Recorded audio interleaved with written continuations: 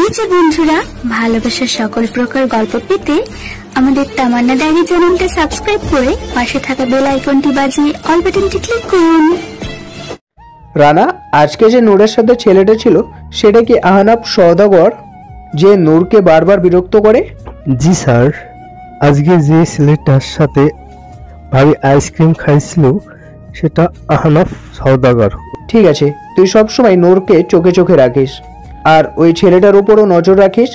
যদি উল্টাপাল্টা কিছু করে তুলে আনবি, একদম ঠুকে দিব। ঠিক আছে স্যার, আমি সব সময় ভাবির আর এই ছেলেটার উপর নজর রাখবো। রুদ্র ফোন কেটে বাঁকা হাসলো, কারণ যেদিন প্রথম নূরকে এখানে দেখে সে অবাক হয়েছিল, যাকে বলে সীমাহীন অবাক। কিন্তু নূরের বলা প্রতিটা কথা তাকে ক্ষতবিক্ষত করেছিল। কিন্তু সেদিন নূরকে মুক্তি দিয়ে এলেও পরে অনেক ভেবে চিনতে দেখলো তারই দোষ বেশি ছিল, কিন্তু সেটা স্বীকার করার মতো সে নয়, কারণ তার আত্মসম্মানে লাগে। তাই তো সেদিনের পর থেকে নূরের পিছনে রানাকে নজর রাখতে দিয়েছিল। রানা তার দেহরক্ষী, কিন্তু তার থেকে বেশি ভাইয়ের মতো। কিন্তু তখন সে আমানকে কিচ্ছু বলেনি, কারণ সে কিছু কথা একান্ত রাখতে পছন্দ করে। সে আমানের কাছ থেকে অনেক কিছুই আড়াল করেছে। আমান যদি জানতে পারতো সে নূরের উপর নজর রাখছে, কিংবা নূর এখানে কোথায় থাকে, কেন এসেছে, তাহলে তা নিয়ে টিচ করতো, প্লাস ঝামেলাও হতো, যা রুদ্রর একেবারে পছন্দ না। কারণ রুদ্র চরিত্রের সাথে সেটাও যায় না। রুদ্র চোখ বন্ধ করে মনে মনে বলতে লাগলো, আমার তোমাকেই প্রয়োজন নূর। আমি জানি আমার উপর তুমি অভিমান করে আছো, কিন্তু বিশ্বাস করো, সব অভিমান আমি সঠিক সময়ে ভেঙে দিব। তুমি হয়তো কখনো বুঝোনি আমার ভালোবাসা, আমি সঠিকভাবে প্রকাশ করতে পারিনি। আমি এমনই নূর, আমি এমনই। রুদ্র চোখ খুলল দ্রুত। তার এখন বের হতে হবে। রাসেলের ব্যাপারে আমানরা কি যেন একটা খবর পেয়েছে। রুদ্র নিজেকে স্বাভাবিক করে বেরিয়ে পড়ল হোটেল থেকে। সন্ধ্যা হয়েছে, তবে এখনও আমি আম্মুর কোনো খোঁজই পাইনি। তাই অল্প নাস্তা করে সওদাগর বাড়িতে ফিরছিলাম। সে বাসার গলিতে আসতেই একটা গাড়ি আমার সামনে এসে দাঁড়ালো। আমি গাড়িটাকে পাশ কাটিয়ে চলে যেতে নিলেই চারজন ছেলে সেখান থেকে বের হয়ে আসলো। এভাবে ওদের বের হতে দেখে আমার আত্মাটা কেঁপে উঠল। মনে মনে ভয় হানা দিল। তারা আমার দিকে অদ্ভুতভাবে তাকিয়ে আছে, যেন আমাকে আগে থেকে চেনে। তবে হুট করে সেখান থেকে একটা ছেলে আমার হাত ধরে ফেললো। যে ভয়টা আমি পেয়েছিলাম সেটাই হলো। আমি চিল্লাতে যাব, তার আগে একটা রুমাল দিয়ে আমার নাক মুখ চেপে ধরলো, আর তার কিছুক্ষণ পরে আমি লুটিয়ে পড়লাম। তারপর কি হয়েছে তা আমার জানা নেই। রুদ্র আমানের সাথে যে জায়গায় আছে সেখানে আগে রাসেল থাকতো, কিন্তু আপাতত সে এখানে থাকছে না। রুদ্র বলল, ও শিট, এখানেও নেই। আমান, আরো ভালোভাবে খোঁজ লাগা, তাকে আমার ভীষণ দরকার, মানে ভীষণ দরকার। আমান কিছু বলতে যাবে, তার আগে রুদ্র ফোনে কল আসলো। রুদ্র ফোন হাতে নিয়ে দেখলো রানা কল করেছে। সে আমানকে আসছে বলে তার থেকে একটু দূরে এসে কল রিসিভ করতেই রানা কান্না জড়িত গলায় বলল, স্যার, ভাবিকে কেউ তুলে নিয়ে গেছে। 4 জন ছেলে ছিল, আমি এখন তাদের পিছনে আছি। আমি আপনাকে লোকেশন বলছি, প্লিজ তাড়াতাড়ি চলে আসুন। আমি একা কিছু করতে পারবো না। সন্ধ্যার সব ঘটনা রুদ্রকে খুলে বলল। রুদ্র সব শুনে হতভম্ব হয়ে গেল। তবে সে রানাকে বলল, তুই ওদের পিছনে থাকিস, আমি এক্ষুনি আসছি। বলেই ফোন কেটে আমানকে কিছু না বলেই গাড়ি নিয়ে বেরিয়ে পড়ল রানার দেওয়ার লোকেশনে। রুদ্র গাড়িটা জোরেই চালাচ্ছে। তার মাথা কাজ করছে না, তার মাথা ঘুরছে। শুধু নূর ঠিক আছে তো? রুদ্র ঘেমে একাকার হয়ে গেছে। তার এই প্রথম ভয়ে বুক কাঁপছে। মুখে হালকা পানি পড়তেই আমার জ্ঞান ফিরে এলো। তারপর চোখ পিটপিট করে আশপাশ দেখার চেষ্টা করলাম। ভালোভাবে চোখ পরিষ্কার করে আশেপাশে তাকাতেই ভয়ে আমি কুঁকড়ে গেলাম। অচেনা জায়গায় আমার অচেনা মানুষ। আমার সামনে একজন মধ্যবয়সী রূপবতী মহিলা চেয়ারে বসে আছেন, তার পাশেই সেই ছেলেগুলো। তবে মহিলাটা বিচ্ছিরিভাবে শাড়ি পরেছেন, যা দেখে আমার চোখ নামিয়ে ফেললাম। এতদিন সঞ্চয় করা সব সাহস যেন আজকের নিমেষে শেষ হয়ে গেল। কিছুক্ষণ পর সেই মহিলাটি আমার কাছে এসে আমার চুল শক্ত করে ধরে বললেন, তুই শায়লা খাতুনকে খুঁজছিস কেন? আমি ব্যথায় কুঁকড়ে উঠলাম, তাই কিছু বলতে পারলাম না। উনি আমার চুল ছেড়ে দিয়ে মুখ চেপে ধরে বললেন, আমি জেসমিন রানী। আমার সাথে মিথ্যা বলে এমন হাল করবো যে দ্বিতীয়বার বাহিরে মুখ দেখাতে পারবি না। কে তুই? কেন এখানে এসে শায়লার খোঁজ করছিস? ওর হয়ে কাজ করিস নাকি? আমি এবার আরও ভয়ে কেঁপে উঠলাম। ওনার মুখে বাজে কথা শুনে আমার কান গরম হয়ে গেল। তাই ভয় নিয়ে বললাম, বিশ্বাস করুন আমি ওনাকে ব্যক্তিগতভাবে চিনি না, আর না ওনার হয়ে কাজ করি। আমি ওনার বাজে কাজের জন্য ওনাকে পুলিশের হাতে তুলে দিতে চাই, তাই ওনার খোঁজ করছি। আমি মিথ্যা বললাম, কারণ বুঝে গিয়েছিলাম জেসমিন রানী আমার মাকে অপছন্দ করেন। আমার কথা শুনে জেসমিন রানী আমাকে ছেড়ে দিলেন, তারপর চেয়ারে বসে বললেন, ও সত্যি তো? তাহলে শুনে রাখ, ওকে সায়লা খাতুন নামে কেউ চিনবে না এখানে, কারণ ও এখানে শিলা নামেই আছে। আর আমি ওর পুরনো শত্রু, তাই ওর ব্যাপারে সব জানি। ওকে এখানে শিলা নামেই সবাই চিনে। ওই শাইলার জন্যই আমার ব্যবসায় এত ক্ষতি হয়েছে। অনেক দিন ধরে চেয়েও ওকে হারাতে পারিনি। আমি তোকে ওর ঠিকানা দিব, তবে আমার ব্যাপারে কাউকে বলতে পারবে না, না হলে আমি তোমার কি হাল করব তুমি তা ভাবতেও পারবে না। আর ওর খেলা তো আমি শেষ করবই করব। আমি কিছু না বলে ভয়ে চুপচাপ সেখানে ফ্লোরে বসে রইলাম। তবে সেখানে একটা ছেলে আমাকে বাজেভাবে দেখে নিয়েও ওই জেসমিন রানীকে বলল, ম্যাডাম, মাইয়াডারে আমার পছন্দ হয়েছে। যদি আজকে রাইতে এরে যা, তোর মনের আশা পূরণ করলাম। মেয়েটা তোর আজকের জন্য। এই মেয়ে, তোমাকে যখন এরা কষ্টে এখানে নিয়েই এসেছে, তাদের কোম্পানি তো দিতেই হয়, আর দিয়ে কালকে না হয় চলে যাবে। ওনাদের কথা শুনে ভয়ে আমি চিল্লিয়ে কেঁদে উঠলাম। কাঁদতে কাঁদতে বললাম, প্লিজ আমাকে ছেড়ে দিন। আপনাদের কথা আমি কাউকে বলবো না, তবুও আমাকে যেতে দিন। আমি আরও কিছু বলতে যাবো, তার মাঝে দরজা ধাক্কা দিয়ে কেউ সেখানে প্রবেশ করলো। সেই রুমটা দরজা লাগানো ছিল, হয়তো তাই যারা প্রবেশ করেছে তাদের ঢুকতে কষ্ট হয়নি। আমি দরজা দিকে তাকাতে যেন আমার শরীর প্রাণ ফিরে এলো, কারণ সেখানে দাঁড়িয়ে আছে রুদ্র, আর তার সাথে আর একটা অচেনা ছেলে। রুদ্রকে দেখে সেখানে সবাই চমকে উঠলো। সেখানে থাকা একটা ছেলে রুদ্রর দিকে তাকিয়েই বলল, এই কে তোরা? এখানে কি তোদের? তোরা যে মেয়েটাকে তুলে এনেছিস সে আমার বউ। তোরা দাঁড়িয়ে আছিস কেন? বেটাগুলোকে মার। ওনার কথা শেষ হওয়ার আগে সেখানে 4 জন পুলিশ হাতে বন্দুক নিয়ে প্রবেশ করলেন। পুলিশগুলোকে দেখে জেসমিন রানী আর তার সাথে থাকা ছেলেগুলো ভয়ে পিছিয়ে গেল। রুদ্র সেখানে আসার আগে সে এলাকায় থানায় খবরটা দিয়ে এসেছিল, আর তার সাথে লোকেশনটাও দিয়ে দেয়। রুদ্র পেছন থেকে পিস্তল বের করে জেসমিন রানীর দিকে ধরে রেখে রেগে বললেন, ঠুকে দিই। রুদ্রর কাজে তারা সবাই থতমত করে কাঁপতে লাগলো। আমি এসব আর নিতে না পেরেই জ্ঞান হারালাম। পুলিশগুলো জেসমিন রানী আর তার সাথে থাকা ছেলেগুলোকে অ্যারেস্ট করে নিয়ে যেতে লাগলো। জেসমিন রানী রুদ্রর দিকে তাকিয়ে রাগী গলায় বললেন, যা করেছো ঠিক করনি। আমি কে, কতটা ভয়ঙ্কর তা তুমি জানো না। এর ফল তুমি পাবে। বলেই উনি চলে গেলেন। পুলিশগুলোর সাথে রুদ্র দীর্ঘশ্বাস ছেড়ে নূরের দিকে তাকাতে দেখলো সে জ্ঞান হারিয়েছে। রুদ্র রানার দিকে তাকিয়ে বলল, ধন্যবাদ, তুই না থাকলে হয়তো আমি নূরকে হারিয়ে ফেলতাম। আজ আর হ্যাঁ, তুই চলে যা, আমি নূরকে নিয়ে হোটেলে চলে যাব। যখন আমার জ্ঞান ফিরে এলো তখন নিজেকে একটা আরামদায়ক বিছানায় আবিষ্কার করলাম। আমি শোয়া থেকে মাথা ধরে উঠে বসলাম। প্রচুর মাথা ব্যথা করছে। আমি এবার ভালোভাবে আশেপাশে তাকিয়ে দেখলাম আমি একটা অচেনা জায়গায়, যেখানে আপাতত আমি ছাড়া কেউ নেই। তখন এই সব ঘটনাগুলো মনে পড়তে ভয়ে আমি কুঁকড়ে গেলাম। কি থেকে কি হয়ে গেল বুঝতে পারলাম না।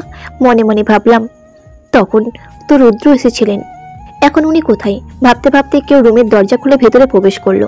প্রবেশ করলো, সেদিকে তাকাতে দেখলাম রুদ্র। রুদ্রকে দেখার সাথে সাথেই বিছানা থেকে নেমে দৌড়ে আমি ওনার বুকে ঝাঁপিয়ে পড়লাম আর চিল্লিয়ে চিল্লিয়ে কাঁদতে লাগলাম। ভুলে গেলাম রুদ্রর প্রতি থাকা আমার রাগ অভিমান। আপাতত মনে হচ্ছে এটাই সব থেকে বেশি ভরসার জায়গা। আমার কাজে উনি অবাক হলেন না, তবে আমাকে ছাড়াতে ছাড়াতে বললেন, এখন আমাকে কেন জড়িয়ে ধরছো? খুব তো ভাব নিয়েছিলে সেই দিন, একা থাকার ফল নিশ্চয়ই পেয়েছো। খুব তো সাহসী হওয়ার শখ জেগেছে, তাই না? তো এখন কেন কান্না করছো? কান্না বন্ধ করো নূর। আমি ওনাকে না ছেড়ে আর শক্ত করে জড়িয়ে ধরে কাঁদতে লাগলাম। আজ অনেকগুলো দিন পর আমি কান্না করছি। সব রাগ অভিমান কষ্ট যেন এই কান্নার মাধ্যমে প্রকাশ পাচ্ছে। রুদ্র আমাকে জোর করে ছাড়িয়ে মুখামুখি করে দাঁড় করিয়ে বললেন, কান্না বন্ধ করো নূর, রাগাবে না আমাকে। আমি কান্না বন্ধ করলাম না, বরং আরো জোরে জোরে কাঁদতে লাগলাম। উনি আমার কান্না সহ্য করতে না পেরে আমার ঠোঁটে নিজের ঠোঁট মিলিয়ে দিলেন। ওনার কাছে আমি তাজ্জব বনে গেলাম। তারপর আমি শান্ত হতেই উনি আমাকে ছেড়ে দূরে গিয়ে দাঁড়ালেন। তারপর শান্ত গলায় বললেন, একদম কান্না করবে না, আমি খাবার এনেছি, তোমার খাওয়া প্রয়োজন। আমার খিদে পাওয়ার আমি কোনো কথা না বলে ওনার সাথে খেয়ে নিলাম। দুর্বল লাগছিল, তাই বিছানাটাই শুয়ে পড়লাম। যে না চোখ বন্ধ করলাম তখনই হঠাৎ মনে পড়লো, আচ্ছা আমি যে ওখানে ছিলাম তা রুদ্র কিভাবে জানলো। আমি দ্রুত চোখ খুলে ওনার দিকে তাকালাম। উনি লাইট বন্ধ করে আমার পাশে এসে শুয়ে পড়লেন, তবে দূরত্ব বজায় রেখে। আমি ওনাকে শান্ত করে জিজ্ঞেস করলাম, আমি যে ওখানে ছিলাম আপনি কিভাবে জানলেন? আমার কথা শেষ হওয়ার পরেই উনি বললেন, নূর ঘুমাও, এখন তোমার বিশ্রামের প্রয়োজন, সেসব কথা পরে হবে। বলেই আবার উল্টো দিকে ফিরে গেলেন। আমি বললাম, প্লিজ রুদ্র বলুন, আমি এখন ঠিক আছি। উনি এবার রেগে চিল্লিয়ে বললেন, বেশি জেদ ভালো না নূর, বললাম না পরে বলবো। আমি এবার বিরক্তি নিয়ে বললাম, আপনি অহেতুক চিল্লাচ্ছেন, আর আমি কোনো জেদ করছি না। বলুন আপনি কিভাবে জানলেন আমি সেখানেই ছিলাম? আমার কথা শেষ হতে না হতেই উনি দ্রুত আমার দিকে ফিরে ওনার সমস্ত ভর আমার উপর ছেড়ে দিয়ে হাত দুটো বিছানার সাথে চেপে ধরে বললেন, বেশি বাড়াবাড়ি করবে না নূর, আমার সাথে তোমার এসব জেদ টেড চলবে না। শান্ত আছি, একদম শান্ত থাকতে দাও, না হলে তোমারই ক্ষতি। আর কি বললে কিভাবে জেনেছি, তাহলে সে তোমার না জানলেও চলবে। বলেই উনি আমাকে ছেড়ে দূরে গিয়ে আবার শুয়ে পড়লেন। ওনার কথায় ডেকে ফুঁপিয়ে উঠলাম আমি। সবসময় আপনি এমনই করেন, থাকবো না আমি আপনার সাথে। কেন বা থাকবো? আমার কি মূল্য আছে আপনার কাছে? বলতে বলতে আমি বিছানা থেকে নামতে গেলে উনি আমার হাত ধরে টেনে ওনার উপরে ফেললেন। তারপর শক্ত করে আমার কোমর জড়িয়ে ধরে বললেন, কোথায় যাবে? রুদ্র ছাড়া যে তোমার কোনো পথ নেই, নাকি ওই আহনাপের কাছে যাবা? যেতেই পারো, সে তো তোমার প্রতি একদম লাট্টু। বলে তাচ্ছিল্য হাসলেন। আমি ওনাকে ভালোভাবে দেখতে না পেলেও ড্রিম লাইটের আলোয় আদো আদো দেখতে পারছি। ওনার কথায় কান না দিয়ে ওনাকে অবাক করে দিয়ে প্রথমবারের মতো ওনার কপালে নিজের ঠোঁট ছোঁয়া দিলাম। আমার কাজে উনি হতভম্ব হয়ে গেলেন। ওনার এমন চেহারা রিয়াকশন দেখে আমি লজ্জায় ওনার থেকে সরে আসতে চাইলে উনি আমাকে আরো শক্ত করে চেপে ধরলেন আর নিজেকে সামলিয়ে বললেন, কোথায় যাচ্ছ? আমাকে তৃষ্ণায় রেখে তুমি পালানোর চেষ্টা করছো? আমি ওনার দৃষ্টিকে পাত্তা দিলাম না। বললাম, ছাড়ুন, আমার খারাপ লাগছে আর বিশ্রামের প্রয়োজন। উনি আমাকে পুরোপুরিভাবে নিজের বাহুডোরে আবদ্ধ করে বললেন, সেটা তোমার কাজটা করার আগে ভাবা উচিত ছিল। বলেই আমার ঠোঁট শক্তভাবে আঁকড়ে ধরলেন। আমি প্রথমে ওনার কাজে হতভম্ব হয়ে গেলেও যখন বুঝতে পারছি কি হচ্ছে, তখন ওনার থেকে ছাড়া পাওয়ার চেষ্টা করলাম। তবে ওনার শক্তির সাথে পেরে না উঠে ব্যথা হয়ে ওনার কাজে সম্মতি দিলাম। মাঝে রাতে উনি আমার কপালে ঠোঁট ছুঁয়ে দিয়ে জড়িয়ে ধরে বললেন, আমি তোমাকে ভালোবাসি নূর, সেখানে তোমার অতীত কি কেমন ছিল তাতে আমার যায় আসে না। তোমার মা যত কুৎসিত হোক না কেন, তবুও আমি তোমাকে ভালোবেসে যাব। তারপর আবার রুদ্র মনে মনে ভাবল, সে যে তার অতীত জানতে পেরেছে তা তাকে জানানো যাবে না, না হলে মেয়েটা একদম ভেঙে পড়বে। রুদ্র এবার মাথা থেকে সব ছেড়ে ঘুমানোর চেষ্টা করলো। সকালে আমি আর রুদ্র একটা রেস্টুরেন্টে বসে আছি। উনি খাবার অর্ডার করে ফোনে আমান ভাইয়ের সাথে কথা বলছেন, আর আমি আশেপাশে সব মানুষগুলোকে নোটিস করছি আর আবল তাবল ভাবছি। যেমন মনে মনে এদের দেখে ভাবলাম, এরা কারা, কোথা থেকে এলো, কাউকেই তো চিনি না। আচ্ছা, এটা কি মঙ্গল গ্রহ থেকে এসেছে? ও মাই আল্লাহ! আমার এমন ভাবনার মাঝে কেউ আমার হাত ধরে টান দিল। হুট করে এমন হওয়ায় আমি ভয়ে চমকে উঠলাম আর হাতের দিকে তাকাতেই বুঝতে পারলাম আমার হাত রুদ্র টেনে ধরেছেন। ওনার এমন কাছে আমি রেগে বললাম, এইভাবে হাত টান দিলেন কেন? আর একটু হলে তুমি ভয়ে আমি মারা যেতাম। আমার কথা শুনে উনি চোখ ছোট ছোট করে বললেন, মন কোথায় থাকে? আর কি এত ভাবছো যে এভাবে চমকে উঠলে? কতবার ডেকেছি। একদম বাজে কথা বলবেন না। আমি আবার কি ভাববো? বলেই মুখ কালো করে ফেললাম। উনি এবার চোখ মুখ শক্ত করে বললেন, তোমার মতো গর্ধবী কেন আমার কপালে ছিল কে জানে। ওনার কথাই আমি রেগে নাক ফুলিয়ে বললাম, আপনার মতো বদলোকি কেন আমার কপালে ছিল কে জানে। ইস, আমার কপালটাই খারাপ। কোথায় ভেবেছিলাম রকি জানুর মতো কাউকে বিয়ে করব, কিন্তু গুন্ডা একটা ছেলের সাথে আমার বিয়ে হয়ে গেল। বলে তাড়াতাড়ি মুখে হাত দিয়ে বড় বড় করে ওনার দিকে তাকালাম। বুঝতে পারলাম ভুল টাইমে ভুল কথা বলে ফেলেছি। এবার নিশ্চয়ই উনি আমার গর্দানটা নেবেন। আর রকিও তো গুন্ডা। আমার ভাবনার দিকে মনোযোগ না দিয়ে ওনার দিকে তাকালাম। আমার কথাই ওনার চোখ মুখ শক্ত হয়ে এলো। তারপর রাগী চোখে আমার দিকে তাকিয়ে পড়লেন, মিসেস নূরজামান, এটা রেস্টুরেন্ট বলে আজ বেঁচে গিয়েছো, না হলে এই মুহূর্তেই তোমাকে আমি ঠুকে দিতাম। ওনার কথাই ভয়ে আমি হাত দিয়ে সম্পূর্ণ চেহারা ঢেকে ফেললাম। বিশ্বাস করুন মির্জা সাহেব, আমি সে বলতে চাইনি, কিন্তু ওই যে সত্যটা সবসময় মুখে চলে আসে।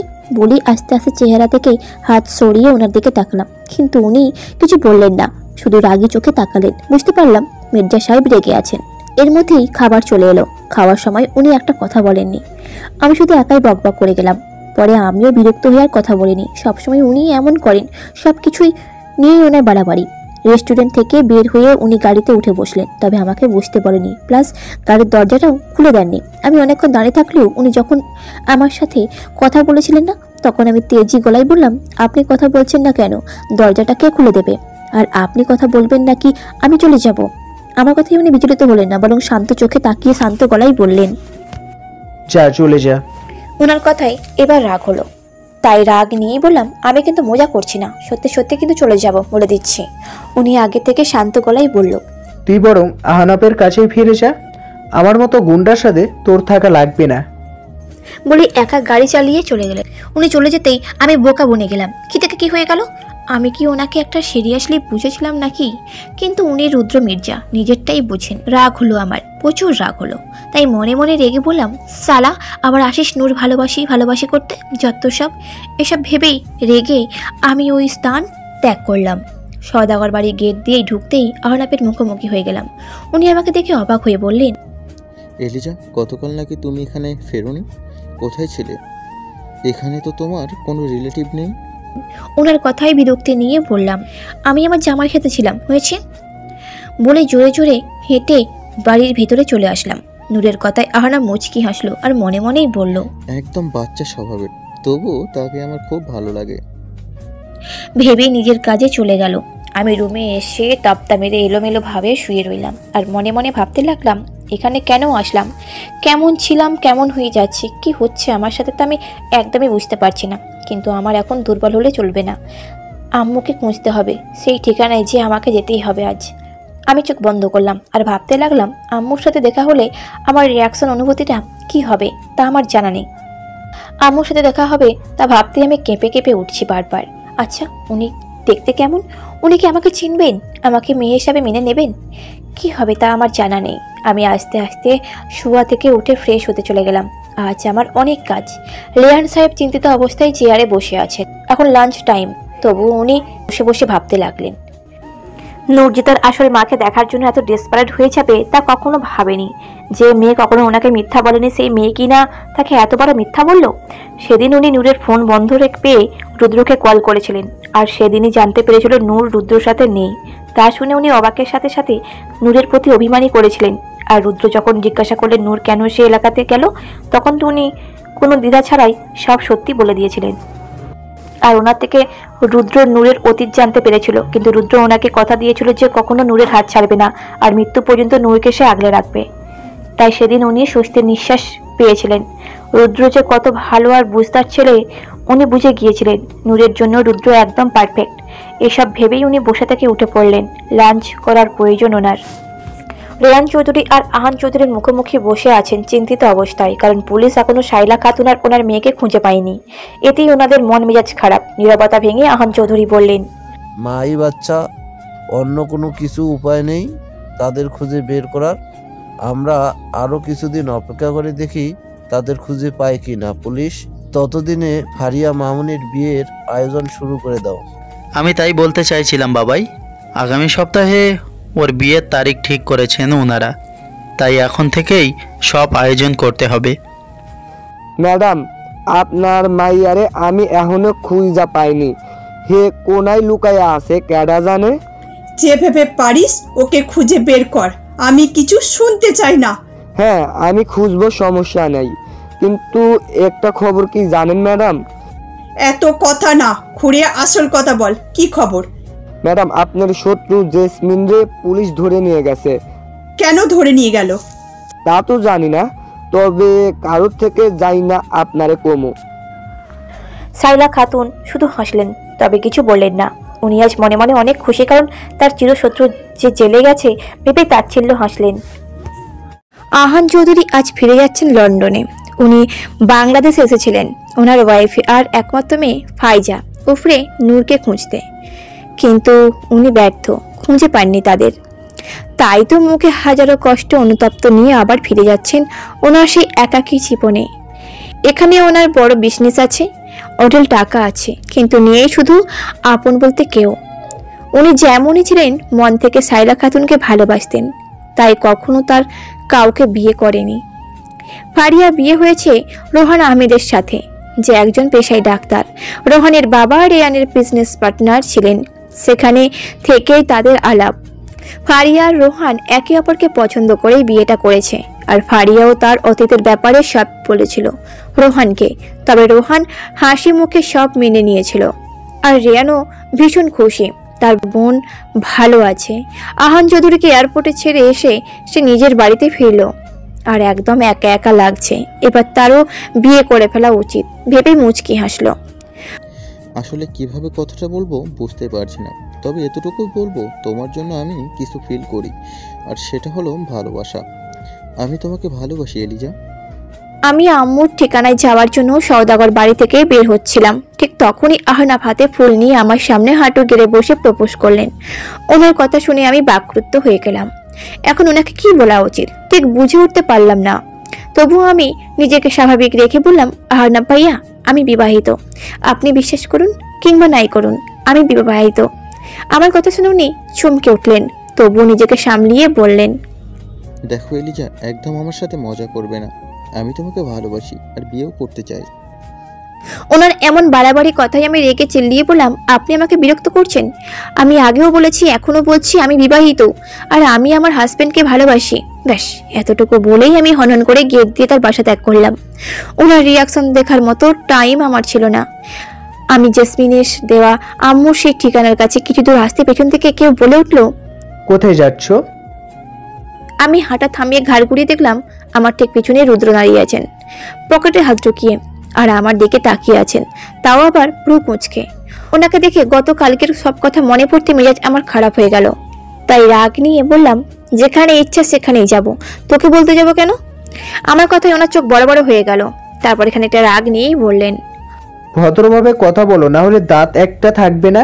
ওনার কথাই এবার রাগ করার বদলে ভয় পেয়ে গেলাম। বুঝতে পারলাম বেশি বাড়াবাড়ি করে ফেলেছি। তাই একটু স্বাভাবিক গলায় বললাম, আমার যেখানে ইচ্ছা সেখানে যাব, তাতে আপনার কি, বলেই হাঁটতে শুরু করে দিলাম। আমার কথাই হয়তো উনি অপমান বোধ করলেন, তাই এক প্রকার জোরে জোরে হেঁটে আমার সামনে এসে আমার এক হাত শক্ত করে ধরে বললেন, একদম ঠুকে দিব নূর, আমার সাথে তেরামি করতে আসবে না। ওনার কথাই হালকা ভয় পেয়ে গেলাম, তবুও দমে না গিয়ে অভিমানী গলায় বললাম, খুব তো সেদিন একা ফেলে গিয়েছিলেন, এখন কেন এত দরদ দেখাচ্ছেন? আমার কথাই উনি আশেপাশে তাকালেন, তারপর হুট করেই আমার গালে নিজের ঠোঁট ছুঁয়ে দিয়ে বললেন, আমার সাথে তেরামি করছিলে না, তার জন্য সেদিন শিক্ষাটা দিয়েছিলাম। বলেই মুচকি হাসলেন। ওনার এমন কাজে আমি চমকে উঠলাম। তবে ওনার কথাই শুনে বিরক্তি গলায় বললাম, হয়েছে, আপনার শিক্ষা দেব, এবার নিজের রাস্তা মাপেন। আমার কথা শুনে উনি স্বাভাবিক গলায় বললেন, কোথায় যাচ্ছিলে একা একা? ওনার এমন বারবার প্রশ্ন করাই আমার রাগ হলো। তাই রাগী গলায় বললাম, সেটা আপনাকে বলতে বাধ্য নই আমি, বলে মুখ কালো করে ফেললাম। আমার কথা শুনে উনি আমার দিকে শান্ত দৃষ্টিতে তাকালেন, তারপর স্বাভাবিক গলায় বললেন, আমার সাথে চলো। ওনার কথা শুনে আমি হাঁ হয়ে গেলাম। কালকে না একা ফেলে চলে গেল, আর আজকে আবার ন্যাকামো করছেন সেটা ভেবেই মাথা গরম হয়ে গেল।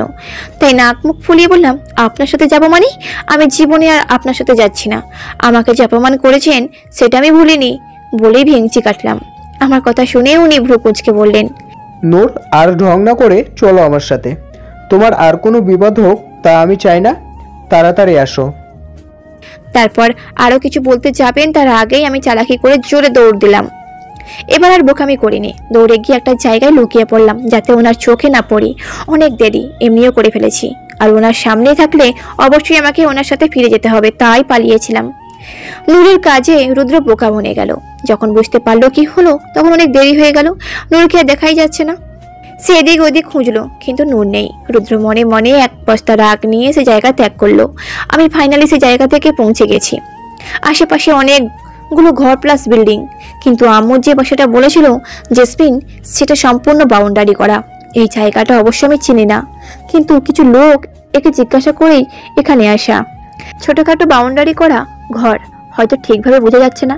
বাসায়া গেটের কাছে দারোয়ান বসা, অনেকটা ইয়াং টাইপের দারোয়ান। এমন দারোয়ান আগে দেখেছি বলে মনে হচ্ছে না। আমি নিজেকে স্বাভাবিক করে সে দারোয়ানের কাছে গিয়ে বললাম, ভাইয়া, মিসেস শাইলা খাতুন কি বাসায় আছেন?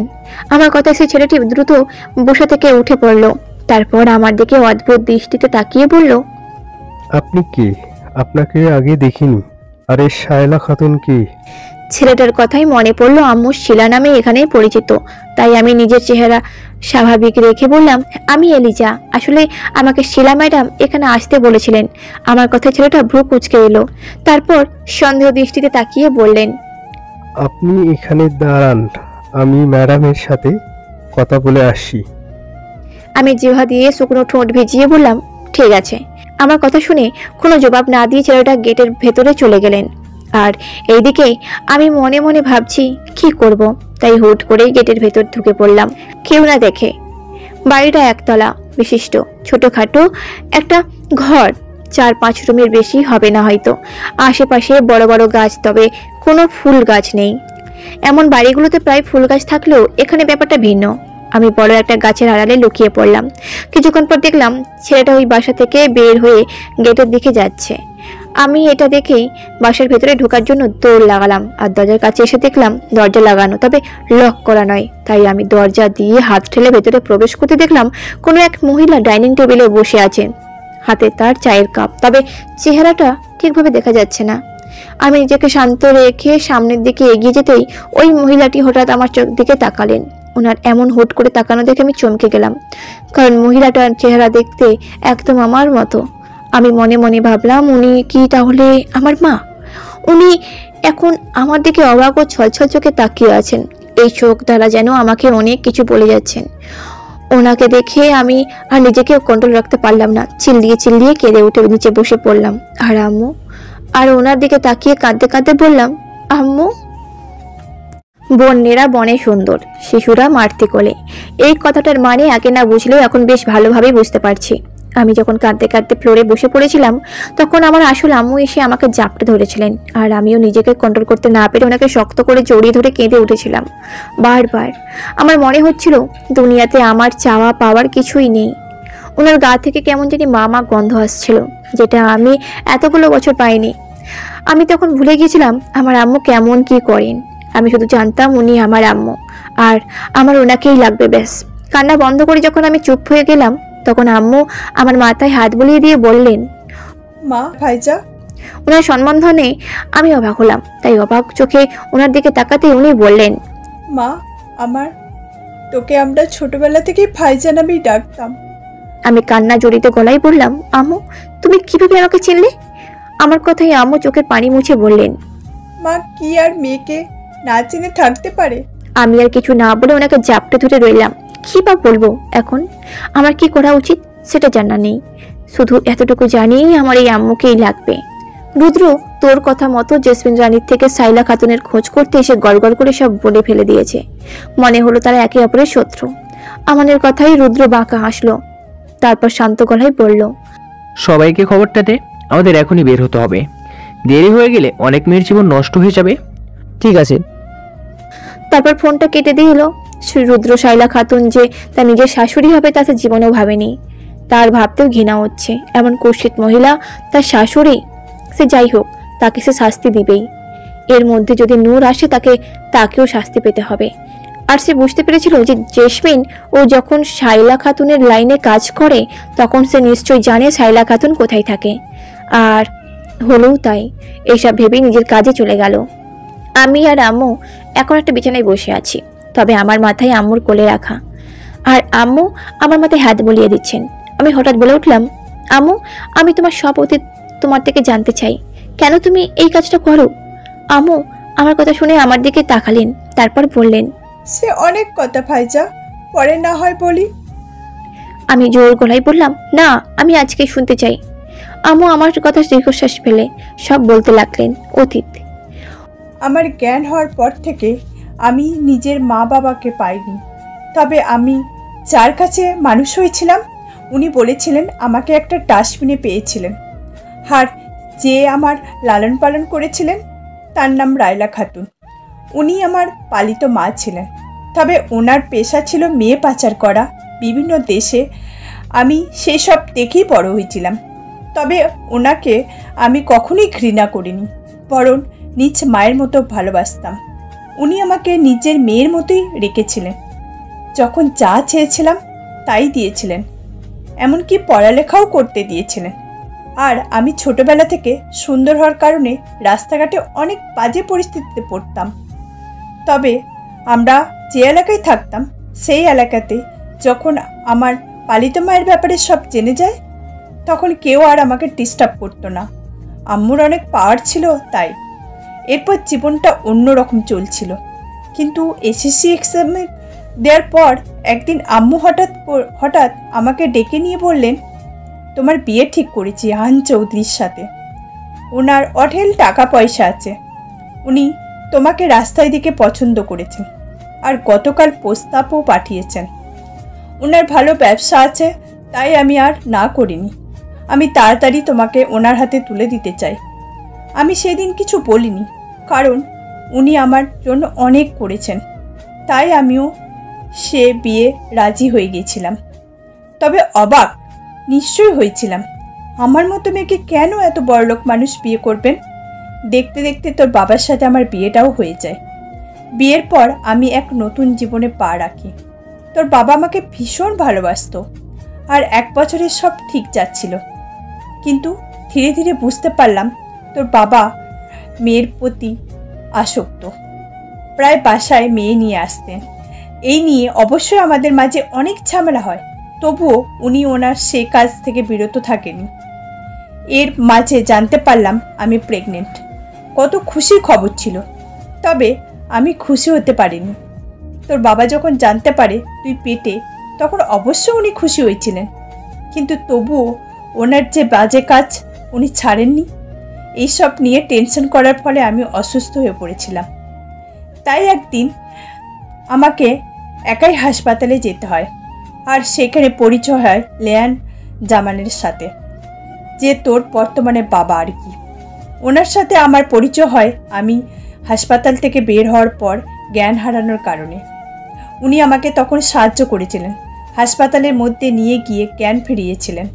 আর জ্ঞান ফেরার কিছুক্ষণ পর ওনার জিজ্ঞাসা করার কারণে ওনাকে ভাই মনে করে আমার দুঃখের সব কথা বলেছিলাম। আর ওনার ছোট হওয়ার পরও উনি আমাকে আপা ডেকেছিলেন। উনি সেই দিন বলেছিলেন আমার যা সাহায্য লাগে ওনাকে যেন জানায়, ভাইয়ের মতো। সেই দিন উনি আমাকে বাড়িতে ছেড়ে চলে গিয়েছিলেন। আর ওনার মাধ্যমে তোর বর্তমানে মায়ের সাথে পরিচয় হয়েছিলাম আমি।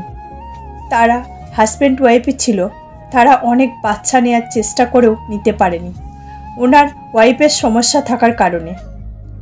এরপর থেকে আমাদের সম্পর্কটা অনেক গাঢ় হয়। তারা দুজনে আমাকে ভীষণ ভালোবাসত। কিন্তু এই দিকে যত দিন যেতে লাগলো তোর বাবার বাজে কাজ আর বাড়তে লাগলো, যা আমি একেবারে মেনে নিতে পারছিলাম না। তোর নানুকেও এইসব বলতে পারিনি, কারণ শুনলে কষ্ট পাবেন তাই। কিন্তু একদিন খবর এলো তোর নানু অ্যাক্সিডেন্ট করে মারা গেছে। সেই দিন আমার দুনিয়া থমকে গিয়েছিল। আমি অনেক কেঁদেছিলাম, কারণ আমার এই গোটা দুনিয়াতে শুধু উনি আমার আপন ছিলেন। তবুও আমি আস্তে আস্তে নিজেকে সামলে নিই। যখন তুই দুনিয়ার আলো দেখলি তখন আমার পাশে তোর নিজের বাবাও ছিল না, সে তো ছিল মেয়ে নিয়ে ব্যস্ত। তবে তুই যখন আমার পেটে ছিলি তখন তোর নাম তোর বাবাই রেখেছিলেন। উনি পেটে হাত দিয়ে বলেছিলেন সাউরে আমাদের মেয়ে হবে, আর তার নাম রাখবা ফাইজা। আর এই দিকে আমার এমন করুণ অবস্থা, আমার পাশে ছিল তোর বর্তমান মা বাবা। তারপর যখন তোর 1 মাস, তখন তোর বাবার অবস্থা অনেক খারাপ, যার কারণে আমি তোকে সেই পরিবেশে বড় করতে চাইনি। তাই মনে মনে একটা বড় সিদ্ধান্ত নিয়েছিলাম, আমার যাই হয়ে যাক তোকে ভালোভাবে বড় করব। তাই তো ল্যান ভাইকে আর রেহালা ভাবির কাছে তোকে দিয়ে এসে আমি আমার পালিত মায়ের কাজে সামলাচ্ছিলাম। কাজটা করতে আমার কষ্ট হয়নি, কারণ সেইগুলো দেখেই আমার বড় হয়েছি। আর আমিও শেষমেশ মায়ের পথেই হেঁটেছিলাম। রাস্তা অনেক ছিল, কিন্তু আমি মায়ের কারণেই এটাকে বেছে নিয়েছিলাম। লেয়ান ভাই আর রেহালা ভাবি অনেক খুশি হয়েছিলেন তোকে দেওয়ার কারণে। ওনাদের কোনো নিজেদের সন্তান ছিল না, তাই তারপর তোর বাবার কি হলো জানি না, তবে এতটুকু জেনেছিলাম উনি আমাদের খুঁজেছেন, ওনার ভুল বুঝতে পেরেছেন। তবে উনি বুঝতে বুঝতে অনেক দেরি হয়ে গিয়েছিল। আমাদের খুঁজেও না পেয়েও উনি দেশ ত্যাগ করেছিলেন। আর আস্তে আস্তে আমি সাইলা খাতুন থেকে হয়ে উঠলাম বড় ক্রিমিনাল, মেয়ে পাচারকারী শিলা, যার হাতে অনেক বড় বড় মানুষ বন্দী। উনি অতীতের সব কথা বলেই থামলেন। বর্তমান আমি আম্মুর অতীতের সব কথা শুনে আবারও কেঁদে উঠলাম। বাবা যদি ঠিক থাকতেন তাহলে আমারও একটা নর্মাল লাইফ হতো, আমিও মায়ের ভালোবাসা পেতাম। আমি কেঁদে কেঁদে আম্মুকে বললাম, তাই বলে তুমি আমাকে অন্যর কাছে দিবা? আম্মু বললেন, কি করব বল, এই পরিবেশে যে ভালো ভালো না তোকে যে শান্তিতে বাঁচতে দিত না। আর শোন, তোর ভবিষ্যতও ভালো হওয়ার জন্য তো আমি এইরকমই করেছিলাম। আর হ্যাঁ, ছোটবেলা থেকে আমি তোর খোঁজ খবর রাখতাম। আম্মুর কথা শুনে আমি বাচ্চামো গলায় বললাম, আমি কিছু জানি না, শুধু এতটুকু জানি তুমি আমার সাথেই থাকবে। তোমাকে নিয়ে আমি অনেক দূরে চলে যাব, যেখানে কেউ আমাদের চিনবে না। তবু আমার তোমাকে চাই আম্মু। আম্মু আমার কথা শুনে আমার মাথায় হাত বুলিয়ে দিয়ে মুচকি হেসে বললেন, দূর পাগলি, এমন হয় নাকি? তোর এখন আলাদা একটা সংসার আছে, আমাকে আমার মতো ছেড়ে দে। তোর যখন ইচ্ছা হবে তখন আমার কাছে চলে আসবি। আমি অভিমানী গলায় বললাম, আমি কিছু জানি না, শুধু এতটুকু জানি তুমি এসব বাজে কাজ ছেড়ে দিয়ে আমার সাথেই থাকবে। আম্মু আমার কথা শুনে মুচকি হাসলেন। তারপর আরো কিছু বলতে যাবেন তার আগেই কলিং বেল বেজে উঠল। আম্মু সেদিকে তাকিয়ে বললেন, হয়তো রাসেল চলে এসেছে বলেই আমাকে সহ দরজার কাছে নিয়ে গেল। আর আম্মু দরজা খুলতে দরজার ওপাশের ব্যক্তিকে দেখে আমার কাঁপাকাঁপি শুরু হয়ে গেল। আমি কাঁপা ঠোঁট নিয়ে বললাম, রুদ্র। তিন পথর নীরবতা চলছে চারিপাশে। আম্মুর পাশে ডাইনিং রুমে বসে আছি আমি, রুদ্র আর আম্মু। আর রুদ্রর সাথে আসা সবাই বাসার বাহিরে। রুদ্র তাদের সেখানে অপেক্ষা করতে বলেছেন, নিজে একাই ভেতরে ঢুকে এসেছেন। ওনাকে দেখে যখন আমি কাঁপছিলাম তখন উনি আমার দিকে শান্ত দৃষ্টিতে তাকিয়ে ভেতরে প্রবেশ করেছিলেন। আম্মু ওনার দিকে ভ্রু কুঁচকে তাকিয়ে বলেছিলেন, কে তুমি? আপনার মেয়ের জামাই। রুদ্রর কথা শুনে আমার চোখ বড় বড় হয়ে গেল, ভয়ে গলা শুকিয়ে এলো। রুদ্রর কথা শুনে আম্মু আমার দিকে তাকালেন, আর আমি চোখের ইশারায় বুঝালাম উনি যা বলছেন তা সত্য। তাই আম্মু হাসি মুখে ওনাকে বসতে বললেন। তখন থেকে তিনজনেই বসে আছি সোফায়। রুদ্র নীরবতা ভেঙেই বললেন, নূর, এখানে এসে যে তোমাকে পেয়ে যাব তা ভাবিনি। যাই হোক, তোমার অতীতের ব্যাপারে সব আমি অনেক আগে থেকেই জানতাম। কিভাবে জেনেছি সেটা না জানলেও চলবে তোমার। মিসেস সায়লা খাতুন, আমি আপনাকে অ্যারেস্ট করার জন্য এখানে এসেছি, জামাই আদর খাওয়ার জন্য নয়। আমি এসিপি রুদ্র মির্জা। রুদ্রের কথা শুনে আমি বসা থেকে ভয়ে উঠে পড়লাম। যা ভেবেছিলাম একদমই তাই। রুদ্র কখনো আম্মুকে ছাড়বে না, এই জন্যই আম্মুকে নিয়ে দূরে কোথাও চলে যেতে চেয়েছিলাম। তবে রুদ্রের কথাই আম্মু খিলখিল করে হেসে উঠে বললেন, শাশুড়ির বাসায় যখন প্রথম এসেছো তখন নিশ্চয়ই জামাই আদর পাবে। আগে তোমার সেবা করে নি, তারপর না হয় অ্যারেস্ট করবে। বলেই রান্নাঘরের দিকে চলে গেলেন আম্মু। সবাই বসা রুদ্র এবার আমার দিকে রাগী চোখে তাকালেন। আমি ওনার রাগকে পাত্তা না দিয়ে বললাম, আপনি আম্মুকে কোথাও নিয়ে যেতে পারবেন না।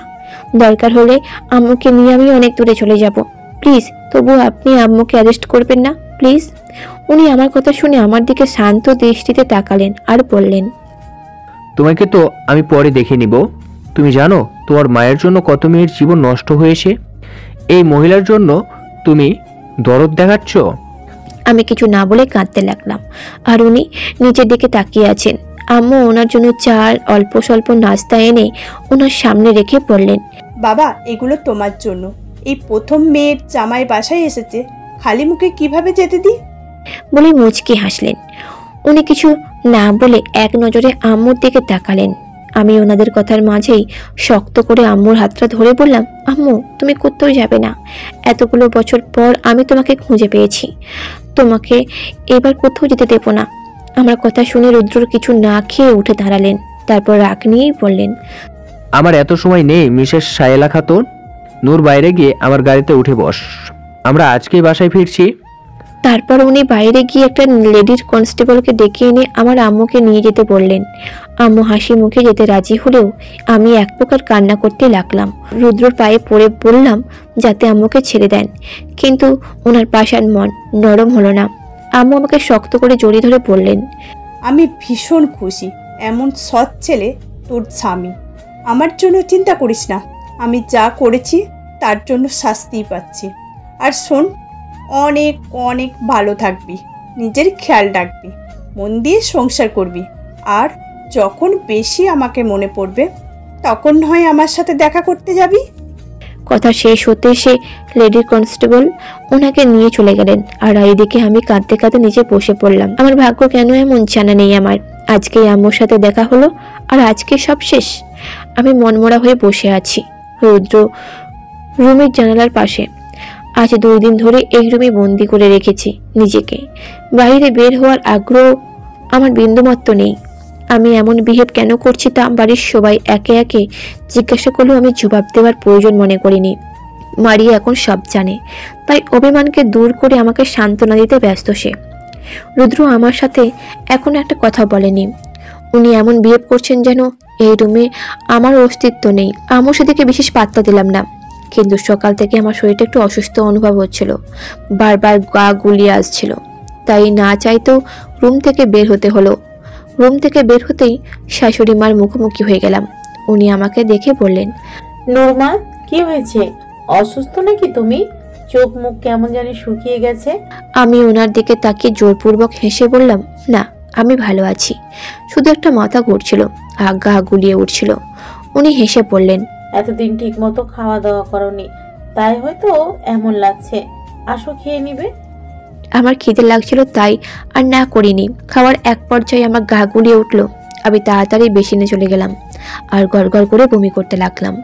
আমার অবস্থা খারাপ দেখে শাশুড়ি মা আমার কাছে এসে পিঠে মাথায় হাত বোলাতে লাগলেন। আমার বমি বন্ধ হলেও আমি স্বাভাবিক হয়ে চোখে মুখে পানির ছিটা দিলাম। উনি আমাকে সাবধানে ধরে সোফায় বসালেন। আমি চোখ বন্ধ করে জোরে জোরে শ্বাস নিতে লাগলাম। শাশুড়ি মা বললেন, এই জন্যই বলি ঠিক মতো খাওয়া দাওয়া কর। আমার কথা তো তোমরা শুনো না। তারপর উনি আমার জন্য 1 গ্লাস লেবুর শরবত আনলেন। সেগুলো খেয়েই আমার একটু ভালো লেগেছিল। রাত 12টার দিকে রুদ্র বাসায় ফিরছেন। তখন আমি শুয়েছিলাম অবশ্য, কিন্তু ঘুমাইনি। অসুস্থ থাকায় ঘুমও আসছিল না। উনি রুমে এসে ফ্রেশ হতে চলে গেলেন। ফ্রেশ হয়ে যখন আমার পাশে উল্টো দিকে শুয়ে পড়লেন, তখন আমি ওনার দিকে ফিরে শান্ত গলায় বললাম, আমি আম্মুর সাথে দেখা করতে চাই। উনি আমার দিকে না ফিরে সে অবস্থায় রাগী গলায় বললেন, মাঝরাতে মাথা খেতে আসিও না নূর। এবার আমি তেজি গলায় বললাম, আমি কালকেই আম্মুর সাথে দেখা করতে যাই, মানে চাই। আপনি কোথায় রেখেছেন আমার আম্মুকে? উনি এবার আমার দিকে দ্রুত ফিরে তাকালেন, তারপর হালকা চিল্লিয়েই বললেন, অমন কুর্ষিত মহিলার সাথে তোমার কোনো সম্পর্ক থাকুক সেটা আমি চাই না। ওনার কথায় রেগে ওনার গলার ধরে বললাম, উনি যেমনই হোক না কেন আমার মা। রুদ্র রেগে আমার হাত ঝাড়া দিয়ে বললেন, ওনার সাথে তোমার দেখা করার কোনো দরকার নেই। যেভাবে আছে সেভাবে থাকো, নাহলে আমার জীবনেও জায়গা হবে না তোমার, বলে রাখলাম। ওনার কথায় রাগে আমার সারা শরীর কাঁপতে লাগলো। তাই চিল্লিয়ে বলে উঠলাম, চাই না থাকতে আপনার জীবনে। সবসময় আপনার অপমান রাগ ছাড়া তো আর কিছু পাইনি, কেন থাকবো? আমার কথা কোনোদিন কি মূল্য দিয়েছেন আপনি? বলেই কেঁদে উঠলাম। আমার কান্নার মাঝে হঠাৎ গা গুলিয়ে উঠল। তাই দ্রুত ওয়াশরুমে চলে গেলাম। বমি করতে করতে যখন আমি অতিষ্ঠ, তখন রুদ্রস আমাকে সামলানোর চেষ্টা করলেন। আমি ক্লান্ত হয়ে ওনার বুকে মাথা এলিয়ে দিলাম, কিন্তু আমাকে কোলে তুলে বিছানায় শুইয়ে দিলেন। উনি আমাকে রাগী গলায় বললেন, নূর, তুমি খাওয়া দাওয়া বড্ড অনিয়ম করছো আর বেশি টেনশন নিচ্ছ। যদি বেশি অসুস্থ হয়ে যাও তখন কিন্তু আমার রুমও তোমার জায়গা হবে না। বলেই আমার মাথায় হাত বুলিয়ে দিতে লাগলেন। আমি ওনার দিকে দুর্বল গলায় বললাম, আমি একবার আম্মুকে দেখতে চাই মির্জা সাহেব, কথা দিচ্ছি আবার আপনার সাথে চলে আসব। উনি আমার কপালে নিজের ঠোঁট ছুঁয়ে দিয়ে বললেন, ঠিক আছে, কাল নিয়ে যাব, তবে বেশিক্ষণ কিন্তু কথা বলতে পারবে না। আমি আর কিছু না বলেই ওনাকে জড়িয়ে ধরে রইলাম। উনি হঠাৎ বলে উঠলেন, নূর, ভালোবাসি। 15 দিন পর। এই 15 দিনের মধ্যে প্রায় 5 দিন ছিলাম রুদ্রর বাসায়, আর বাকি 10 দিন আছি আমার বর্তমান বাবা লেয়ান জামানের বাসায় আছি। উনি আমাকে এখানে এনেছেন রুদ্রর বাসায় গিয়ে। আমার প্রতি থাকা ওনার সব অভিমান অনেক আগেই ভেঙে গেছে, কিন্তু আম্মু যেমন ছিলেন তেমনই আছেন। তবে এখন আর সেদিকে আমি বিশেষ পাত্তা দিই না। আগে সত্য জানতাম না তাই খারাপ লাগতো, এখন আর লাগে না। আমার নিজের মায়ের সাথে 2 বার দেখা করার সুযোগ হয়েছিল, আর দেখা করতে দেননি রুদ্র। আম্মুর কি শাস্তি দেওয়া হবে তা জানা নেই আমার, কিন্তু এত লড়াই, এত ঝড়ের পরেও যে আমি নিজের আসল আম্মুকে দেখতে পেয়েছি, ছুঁতে পেরেছি, এটাই অনেক। কিন্তু এখানে আসার পর থেকে রুদ্র একবারও আমায় কল করেনি, খবরও নেয়নি। কারণ আমি আব্বুর সাথে চলে এসেছিলাম তাই। উনি চাননি আমি আব্বুর সাথে আসি, তাই এখন রাগ করে একটা কলও দেননি। আমি দিয়েছিলাম অনেকবার, কিন্তু উনি রিসিভ করেননি। ওনার এমন ইগো দেখে আমি রেগে আর ওনাকে কল করিনি। শাশুড়ি মার থেকে জানতে পেরেছিলাম রুদ্র সেখানে নেই। তখন আমি বুঝে গিয়েছিলাম উনি হয়তো সেই ফ্ল্যাটেই আছেন। উনি যে একজন পুলিশ সেটা এখনো কেউ জানে না, উনি জানতে দেননি।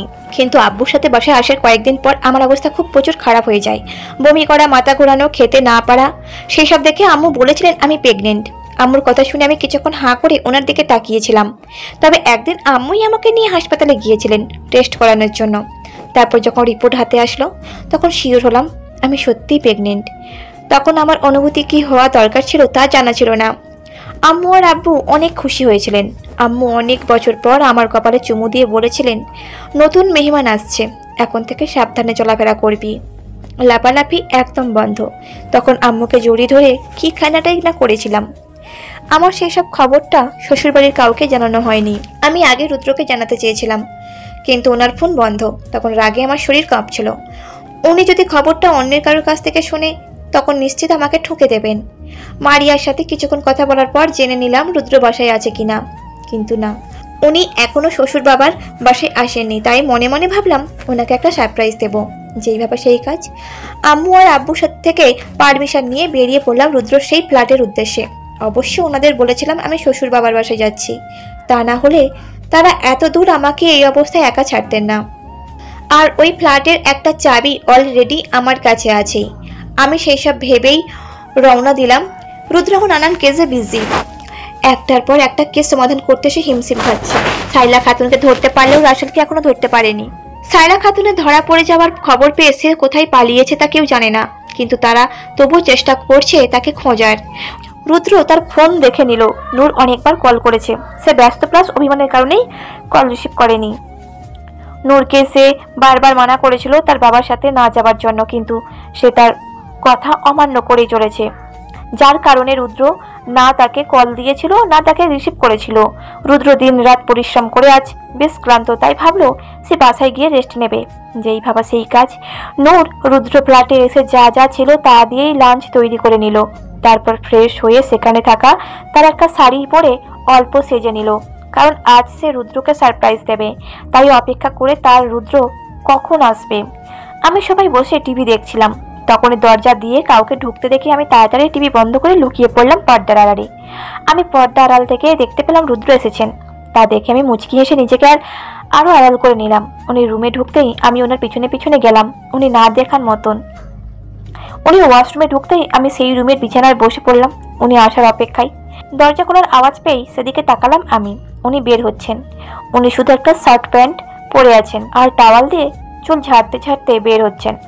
আমি সেদিকে পাত্তা না দিয়ে দৌড়ে গিয়ে ওনাকে শক্ত করে জড়িয়ে ধরলাম। নূরের এমন আচমকা জড়িয়ে ধরাই রুদ্র চমকে উঠল। তবে জড়িয়ে ধরার ব্যক্তিটি যখন নূর বুঝতে পারলো তখন সে আরো অবাক হয়। তবে আগের কথা মনে পড়তেই সে নূরকে জড়িয়ে না ধরেই বলল, এখানে আসার মানে কি? ওনার এমন কথাই আমি ওনাকে ছেড়ে ওনার দিকে তাকিয়ে অভিমানী গলায় বললাম, আপনাকে সারপ্রাইজ দিতে এসেছিলাম। উনি টাওয়াল বিছানায় রেখে নিজেও বিছানায় শুয়ে বললেন, আমি প্রচুর ক্লান্ত, তুমি আসতে পারো।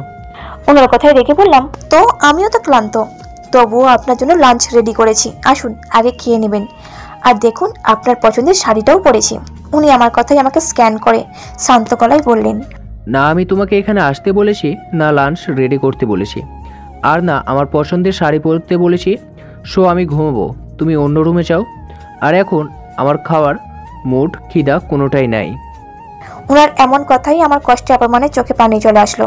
উনি সবসময় এমন করে। ওনার থেকে আমি কখনোই সম্মানটা পাইনি অপমান ছাড়া।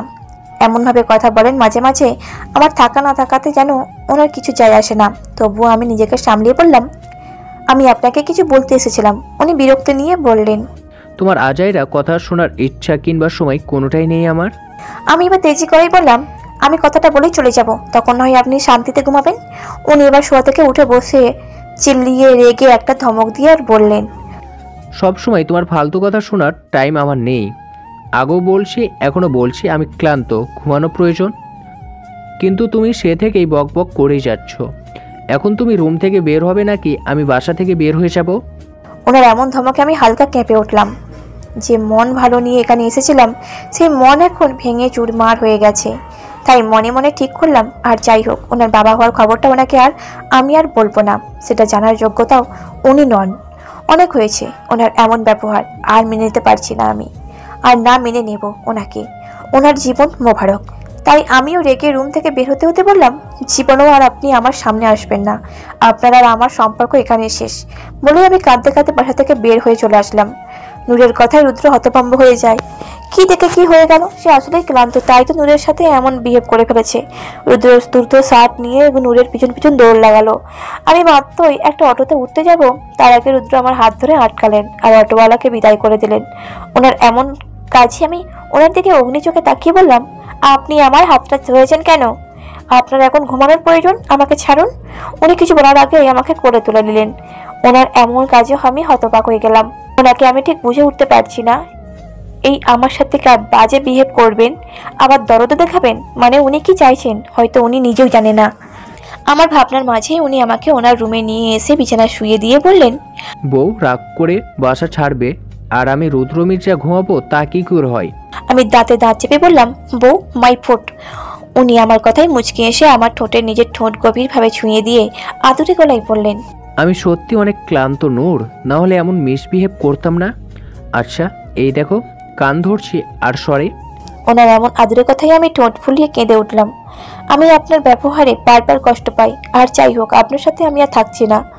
আমার কথাই উনি উচ্চস্বরে হেসে উঠলেন। তারপর আমার পাশে শুয়ে আমাকে শক্ত করে জড়িয়ে ধরে বললেন, আমিও খারাপ ব্যবহার করব, আবার আমিই ভালোবাসবো, সে অধিকার আমার কাছে মিসেস নূরজামান আর রুদ্রর সীমানা থেকে বের হওয়া পসিবল না। আমি আর কিছু বললাম না, তবে উনি হুট করেই আমার গলায় ওনার ঠোঁটের ছোঁয়া দিতে লাগলেন। যখন ওনার ছোঁয়াগুলো গভীর হতে থাকে তখন ওনাকে থামিয়ে দিয়ে বললাম, আপনাকে আমার কিছু বলার আছে বলে মুখ কালো করে ফেললাম। উনি আমার নাকে নিজের নাক ঘষে বললেন, রোমান্টিকের 12টা তো বাজিয়ে দিলে, এখন বলো মহারানী কি বলবে? আমি ওনার চোখের দিকে তাকালাম। কথাটা কিভাবে বলবো ভাবছিলাম, তবে নিজেকে সামলিয়ে ওনার হাত নিজের পেটে রেখে বললাম, আপনি বাবা হচ্ছেন। আমার কথাটা হয়তো উনি প্রথমে বুঝেননি, কিন্তু যখন বুঝতে পারলেন তখন ওনার চোখগুলো বড় বড় হয়ে গেল। ওনার এমন রিয়াকশন দেখে আমি লজ্জায় ওনার থেকে চোখ সরিয়ে অন্যদিকে তাকালাম। আমাদের মাঝে কিছুক্ষণ নীরবতা চলল, তবে উনি আমার পেটে হাত রেখেই বললেন, নূর, একটা বাজে পরিস্থিতিতে আমাদের বিয়েটা হয়েছিল, কিন্তু আস্তে আস্তে আমরা একে অপরকে ভালোবেসে ফেলেছিলাম। তারপরও আমাদের হাজারবার বিচ্ছেদ হয়েছিল, কিন্তু অবশেষে তোমাকে পাওয়া, তোমাকে পেয়েও যে পুরোপুরিভাবে পাইনি আমি। বারবার হারিয়ে ফেলার ভয় আমাকে ঝেড়ে ধরতো, বারবার আমি তোমাকে নিচের করে রাখার জন্য ডেম্পারেট হয়ে উঠতাম। আমার ভালোবাসা ছিল কঠিন, আমি বাকিদের মতো ভালোবাসতে জানি না, ভালোবাসি বলে চিল্লাতেও জানি না। তবুও আমি তোমাকে ভালোবাসি নূর, সবার মতো করে নয়, বরং নিজের মতো করে। আজকে যে আমি কত খুশি তা তুমি ভাবতেও পারবে না নূর। ওনার কথাই আমি ফোঁপিয়ে উঠলাম।